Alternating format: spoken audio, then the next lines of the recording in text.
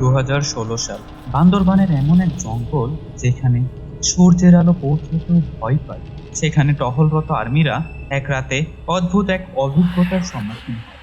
নিস্তব্ধ জঙ্গল ভেদ করে হঠাৎ একটা কণ্ঠ ভেসে আসে।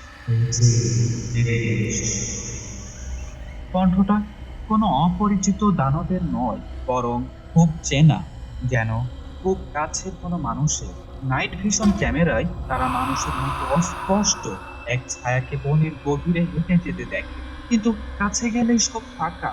পাহাড়ি মুরঙ্গা বলে এগুলো আসলে বনাত্মা।